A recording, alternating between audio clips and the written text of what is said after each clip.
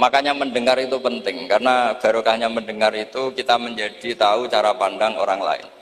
Ar-Risalah itu nama kitab Imam Syafi'i paling terkenal.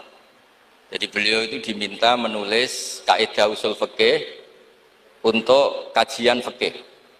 Yang meminta namanya Abdurrahman bin Mahdi. Di situ ada kaidah-kaidah cara menganalisis Quran dan hadis. Dan itu berkahnya Masya Allah, akhirnya fikih kita tidak fikih harfiah, tapi fikih yang benar-benar bisa menjawab tantangan zaman.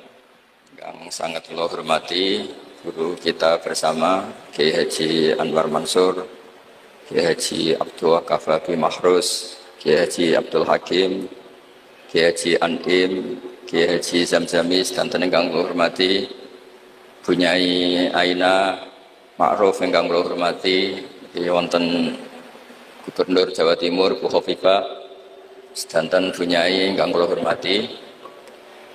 Niki kula sekedar dugi niku pun dadi anak yang berakhlak karimah. Terus kula boten perlu nyampe mau itu kata-kata tekotok niku pun soleh pol mriki diutus ning Aina lewat Gus Subab. Gus Subab itu putrane Mbah Mun. Terus kalau diteror satu orang tidak mandi ya dua orang. Semua niku kabeh ditelponi dulur kula, Gus kula. Waduh. Sing dereng ditelepon malaikat Jibril mawon. Untuk memaksa kula hadir. Sekolah wau matur Bu Khofifah kula niku hanya mau undangan orang sepuh. Ternyata orang sepuh itu banyak. Teng Mbah Hamid Pasuruan sepupu Mbah kula, teng mriki gurune Mbah Maimun. Terus riyen Mbah Mun ngaji teng Lirboyo. Terus keluarga Lirboyo kadose memanfaatkan hak maksa. Kalau cerita sing ringan-ringan mawon bahwa benar Bu Khofifah tadi berkah itu dimulai dari hal-hal sekeliling kita. Tapi karena saya sebagai kiai menekuni fikih-fikih perempuan. Dulu itu ada Bahsul Masail begini Bu Khofifah, agak Bahsul Masail itu agak benar, tapi ya benar. Gimana hukumnya polisi dari perempuan atau gimana hukumnya wanita jadi polisi. Nah ini Bu, Neng Aina nggak usah Bahsul Masail, langsung eksekusi, langsung meraktekkan. Itu hampir semua musyawirin bilang haram karena polisi itu wilayah lelaki. Wilayah lelaki karena nangani penjahat, nangani kriminal. Tapi ada kiai yang agak unik. Mungkin termasuk kita yang unik itu. Itu Pak Yai, kalau bandar narkoba itu kadang pengedarnya perempuan dan kadang disembunyikan di tempat yang nggak boleh tersentuh lelaki. Kalau semua polisi lelaki itu gimana itu solusinya? Alhasil terus kiai itu bilang, ya udah boleh. Terus karena nggak kebayang kan, misalnya disembunyikan di tempat-tempat tertentu, kemudian polisinya itu cowok. Semenjak itu terus ada maklum kalau polisi itu dari perempuan. Saya tidak tahu Ar-Risalah ngirimkan yang diterima di Akpol itu berdasar fikih itu apa enggak tahu. Tapi yang jelas itu ada fikihnya juga. Jadi makanya mendengar itu penting, karena barokahnya mendengar itu kita menjadi tahu cara pandang orang lain. Dulu itu orang mengira kalau kiai besar diundang di musola kecil gak datang itu dulu dikira keangkuhan. Tapi semenjak ada sudut pandang, terus niki sekaligus hormat nama Ar-Risalah. Ar-Risalah itu nama kitab Imam Syafi'i paling terkenal. Jadi beliau itu diminta menulis kaidah usul fikih untuk kajian fikih.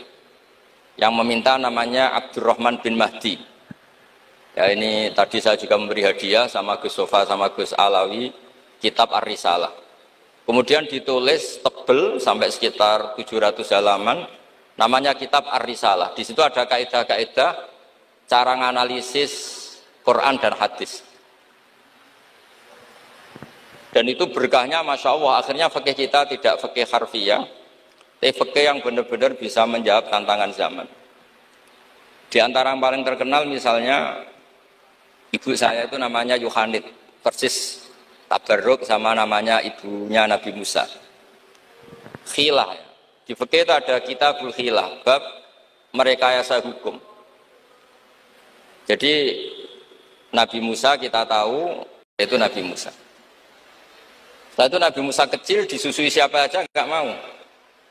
Ini cerita kecerdasan perempuan zaman itu sudah cerdas. Jadi sebelum sekolah Ar-Risalah juga ada yang cerdas. Ini ibu Nabi sinten Musa. Itu cerdas sekali.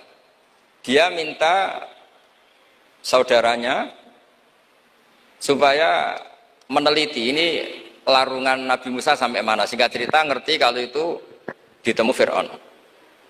Ketika cari perempuan yang menyusui, tidak ada yang mau Nabi Musa. Wa harramna 'alaihil maradi, semuanya menolak.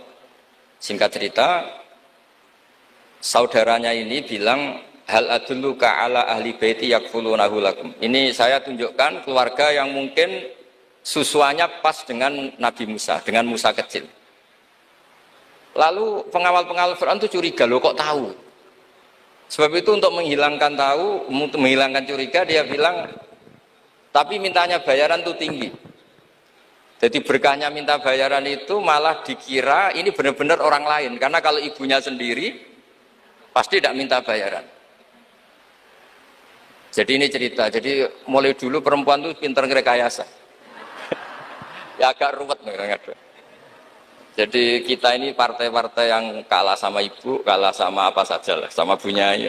Kalau santri ditanya, takut mana Bu Nyai sama Pak Yai? Mesti jawabannya takut Bu Nyai. Itu ijma, itu sudah ada ijma. Karena kiai itu lebih sabar itu. Kalau kata punya enggak, kiai itu lebih pelupa. Jadi kalau ada masalah gampang lupa. Akhirnya karena bayar itu terus tidak curiga. Enggak curiga kalau itu ibu aslinya Nabi Musa. Akhirnya ibunya Nabi Musa dapat dua nikmat. Dia ketemu putranya sekaligus dapat uang dari Fir'aun.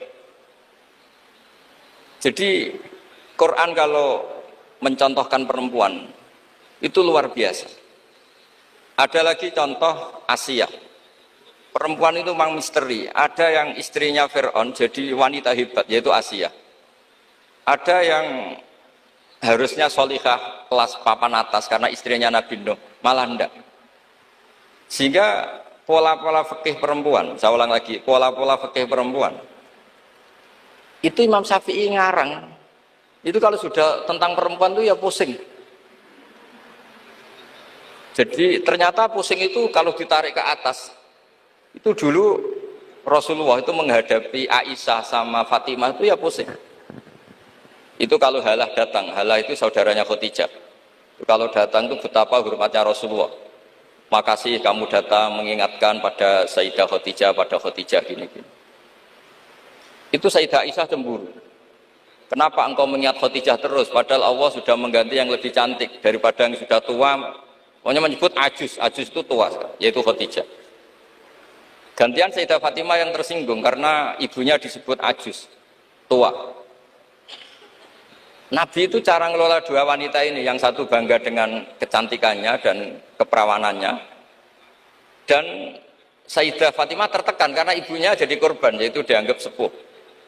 Itu Nabi cara menyelesaikan itu unik. Bilang gini, Fatimah, kamu bilang ke Aisyah, sehebat-hebatnya kamu itu perawan dapat duda.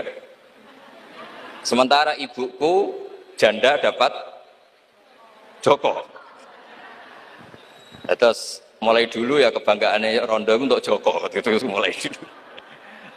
Tapi ini cerita, jadi ngelola perempuan itu ribet. Jadi kalau terlalu ke Aisyah, Sayyidah Fatimah cemburu. Kalau terlalu ke Sayyidah Khadijah, Sayyidah Aisyah cemburu. Jadi ya nggak ada solusinya memang.